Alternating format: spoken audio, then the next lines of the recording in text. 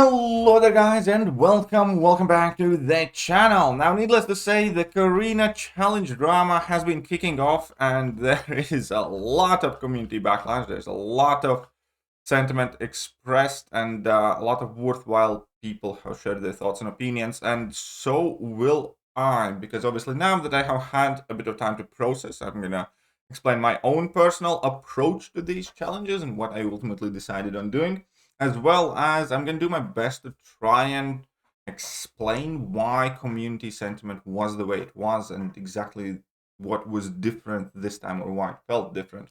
Before I go any further, I yet again need to emphasize that this is me discussing a piece of content. It is not meant to be personal. I'm not going to get personal, and despite what anybody says, no, I'm absolutely not trying to be hateful towards any player. Even after yesterday's video, where I made it a point yet again at the beginning of video to distinguish these things as well. I got called toxic and all sorts of names by obviously, the fans and supporters of either Karate Mike or Fintech or whoever. And that's fine. I'm sure that a lot of people just react to the titles and thumbnails and often don't even watch the videos and just come and hate on whatever I say, and I'm gonna deal with it. But the point of me making these statements at the beginning is to quite clearly reduce the potential amount of backlash that Karate Mike or Fintech is getting, because again, especially in terms of Fintech, he's an alliance mate of mine, he's a friend of mine, and we're going to continue to be friends, and I don't think this will change that. Do I think he made like a wise decision or a good job creating these challenges? Absolutely not, but that's about it. We're all human, we all see things differently. He perhaps thinks he did the best he could or whatever. That's his thing, and there is that differentiation. Still gonna be mates with him. I'm not gonna, I don't know, threaten to leave my alliance or try to get him kicked off my alliance or anything of the sorts. We're talking about the Korean challenges and the community response, not those people personally, not their personal lives. And we do need to make that distinction yet again, because unfortunately we do see a lot of wild commentary online geared towards Fintech and Karate Man. So the first thing, why I think the community sentiment is as bad this time around, because we have had some very cash grabby Korean challenges before, and we complained, we didn't like, we said what we thought, but it wasn't nowhere near at the level of outrage that it is right now. And I think number one thing to blame there is the timing of it, because we are coming from a period where Kabam is putting out a hard challenging piece of content after hard challenging piece of content, which ultimately is something that at large player base likes, especially with Kabam having commented on the idea that they're going to be introducing more rewards through content rather than the offers. Unfortunately, it doesn't seem that Kabam is quite following through that, because there are still bigger and bigger sales popping up. Like today's Valentine, like this year's Valentine sale is bigger, I think, or more significant than it has ever been. And then there's all this content that will still require units and items that obviously we still are, encouraged to spend money for or grind our lives away. And the timing thing is definitely quite unfortunate, I think, because most people haven't still gone through Necropolis fully, and they are very conscious about the size of their stash and how many revives they have, or in most cases they have emptied out their stash due to Necropolis or Winter of Woe as well.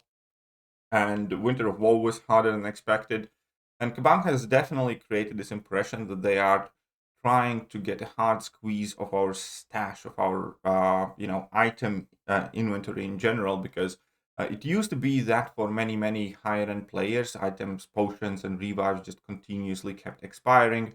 But now all of a sudden it just seems like Kabam is genuinely just reaching and grabbing every single revive that we are earning right back out from us, and kind of forcing us to use units in order to accumulate potions and revives. And that again was made much more painful with Eternity of Pain, where for the first time ever they effectively introduced a massive energy cost to some of these single fight challenges, which definitely is a lot bigger than initially sounds, given the fact how many tries most people will want to do or have to do in order to get the fight down, in order to familiarize themselves with the fights. And it just seems very unpleasant. And now when something like this comes out, straight at the back of Necropolis, straight at the back of Winter of Woe, which got released a week ago, it genuinely creates this sense, feeling that Kabam is being extremely aggressive and pushing a new vision, a new business plan, and not everybody's obviously going to like it, because if the promise again was delivered the way it was originally worded, where we're going to get a lot more hard content, which, okay, fair enough, will require items, but the significance and importance of the offers will be reduced, then I think, and had Kabam actually showed that, had Kabam actually showed some restraint in, dishing out the offers, not, putting on a massive Valentine's Day sale, it could be different sentiment as well, and if they were kind of like more upfront and clear about it. But at the moment, it seems like they are trying to get the absolute last penny out of every single player, and they don't care whether it is going to be us giving them money willingly through offers if we want to progress or keep at the top of the game, or whether it is going to be through completely sucking our item stashes dry and forcing us to use units in order to, buy revives and potions. It just seems a lot more predatory, and timing of this definitely kind of screams that way. The second point, which is a massive point of contention, it is that again it's effort versus rewards. And whilst you could put a different level of value on like a Massacre as a 7-star or Starcraft Spider-Man as a 7-star, I do think that Kabam has kind of overrated that. The fact that these are the latest Carina challenges, the fact that these are, the most recent set, and for the first time ever, I think that I can remember, Carina challenges don't actually offer any top tier rank up materials. There aren't even any Titan shards in there in it at all. It's basically one rank 1 to 2 gem and a couple of 7-star crystals plus the selectors, obviously. And when you compare it again, even with the ongoing sale and ongoing store in the Love is a Battle realm, where you can get half a rank 3 champion, for instance, for 9,000 units, and where you can get like many more rank up gems and catalysts and crystals and everything. This seems really poor. It really does seem like a fairly unimpressive haul of rewards, even for significantly easier set of challenges than they are. But when you are welcomed with the fact that many of these challenges will bear a cost similar to an entire path of Necropolis, it again really does ask you to evaluate your cost to rewards ratio, and this content doesn't have it at all. It might be that Necropolis's exceptional cost to rewards ratio, but when you create any new content with comparable or similar cost, that is the standard that it is going to get judged by. And there is absolutely nothing here that you can compare to Necropolis as such. Even down to the unique champions. Like Necropolis has the unique champions there as well, obviously, but it has 2 rank 3s. This has 0 rank 3s. Necropolis has significantly more of everything. Ultimately, for what for many people will be, again, comparable cost with, ironically, smaller investment in the champions. Like, with Necropolis, like, if you really want to just rank up your Aegon and pretty much go for it, like, you might not need to rank up any other champion that you might not be a fan of. This, however, forces you to more rank ups, therefore there is not only the item cost, but also a catalyst cost. It feels a lot more nasty of a challenge as well than Necropolis itself, with nowhere close, not even, the rewards are not even in the same dimension as Necropolis are, but the general fight difficulty level is significantly higher, and also the general, annoyance that you have to go through in order to do these is so much worse as well. And again, whether these are meant to be completely different, that's fair enough, but when you do have a content that's recently released, that is what other content is going to get judged by. That's how it always works. We judge, Battleground store based on the glory, loyalty, and the other stores in the game. If one of these stores would not exist, we would look at the others differently, in the same way with these rewards. This just is not great at all. And again, maybe individual content creators might again, put significantly more value on these 7-star selectors because those are their favorite champions after all. But, I like Massacre. I kind of like Starhand Spider-Man. Am I willing to now, go absolutely balls in and, completely bankrupt my stash in order to acquire one of these champions? Probably not. But I can easily do without them. There are plenty of other 7-star champions I can rank up. There is a massive error. Effort rewards just is not there when so much other content exists in the game. And let's go to number 3. And number 3 is going to be probably the more subjective one, is because when it was announced that these challenges are created by fellow players who ought to or continuously try and present themselves as part of the community, as people who understand the troubles of community, understand things that and issues that we have to deal with daily. You do get the impression that these would have, or you get the expectation that these would be really good, really fun, and really challenging, because it is one thing when a person who perhaps hardly plays this game or doesn't love this game as much and looks at it as it's his job creates a challenge that is tone deaf. That's one thing. Oversights might happen. He might not care as much. He might not understand the particular problems or sentiments of the player base. But when it's made by content creators, I think the expectation of community at large is higher, because content creators should be more sympathetic towards the community in regards of forcing them to use rank up materials to rank up champions that they don't necessarily like. Content creators should be more sympathetic in assigning, effectively a revive fiesta fights for 99.999% of the people. And ultimately, if the expectation of these challenges in regards of like fun and the cost was somewhere up here, and the reality is that it does appear that these challenges are not made necessarily by these content creators for the community. They are much more made by these content creators for themselves or at the level of themselves. So obviously, Karate Mike is an outstanding player. Obviously, FinTech is insanely skilled players, like one of the best players in the world. And the general community sentiment is, it's like, yeah, it might be fine for you. You might be able to do, your own challenge with like, I don't know, 15 or 20 revives. But for most people, it's going to be, I don't know, 50 or 100 and a miserable time at that. And you certainly get the sense that community is saying where they made these challenges for themselves at their skill level rather than for community and where they are at, or rather for an average, not an average player, because these are obviously meant to be challenged, they're meant to be hard, but effectively you get the feeling that this is just them flexing on the community, and especially with some of the responses afterwards as well.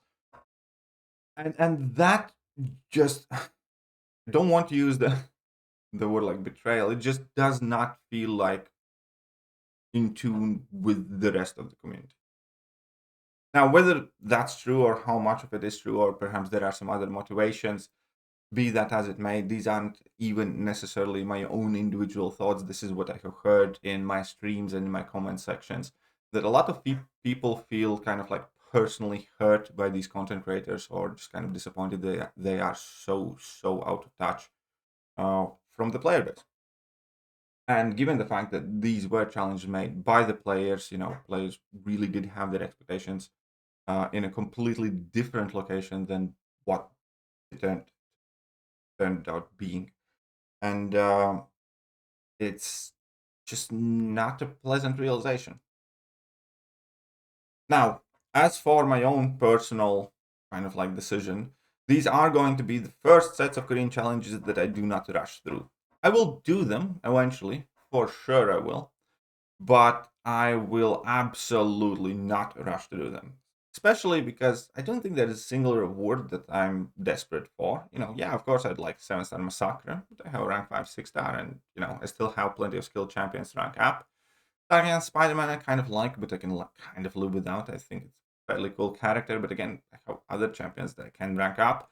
And virtually every single other reward is something that's, neat, but it doesn't make like a massive impact. Like, I'm gonna do these challenges, I'm gonna be able to open like 2 new 7-star crystals. My last couple of 7-star crystals were effectively like double dupes on the champions, something like that. So it just doesn't seem anything worthwhile rushing through. And I know that people have already, and I think that's fair enough. And I'll get that too, but this is going to be the first set of Korean challenges where I'm just going to take, my time. I'm not going to try and stress too much about it. I will stream as I do them, so you guys can see that as well, of course. But unfortunately, that does mean that there will not be any guides out immediately. I will release guides for the Starting Hands Spider-Man challenges by basically naming the path that I went to, the strategy there. So like a relatively quick video for both of those at first. But yeah, for the most part, it's just kind of disappointing, ultimately. From the reward standpoint, from the whole kind of like experience and expectation standpoint. At the same time, the reason why I'm still gonna end up doing them is largely because I'm fully open to being wrong. Maybe, community is wrong, maybe I am wrong. Maybe these challenges are extremely fun and some of the most fun and interactive gameplay that I will ever have in this game, and we just don't understand the mad genius behind these plans. Could be. I'm not saying, that anything is set in stone. Therefore, I do want to go through them. I do want to experience them myself to kind of final cathartic, confirmation of whether it's exactly what I think it's going to be, or it's going to be any better or any worse. I do know for a fact, though, that I will unfortunately be forced to pretty much spend rank up resources on champions I absolutely do not want to spend them on. And that's another thing that's, going to be one of those where I'm going to need to find times when I'm kind of willing to bite the bullet. But either way, I'm going to get them done in my own pace, and probably, within the next couple of weeks or maybe next month or something like that. But there is just no point in rushing them. I don't think there is much point in doing them for majority of the community, regardless of, how skilled you are. I think, you can absolutely skip these and probably going to be doing yourself a favor.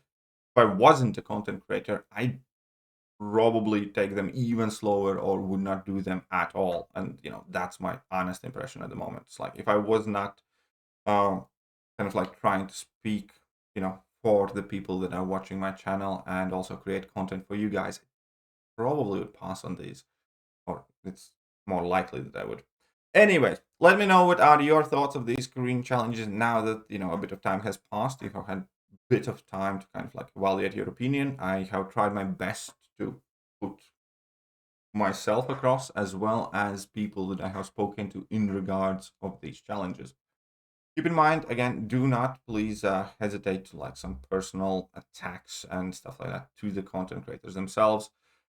Even if you think these are like the worst thing ever created in the world, there are people, they can make a mistake. They might have had their reasons, and I'm sure that they did. Again, I personally think these are atrocious. It does not mean that, I think less of Finn as a result directly. Just think it was perhaps a poor choice. But yeah, that's about it, and I'm gonna catch you guys soon. Bye. Hello there, guys, and welcome back to the channel. So we have all the information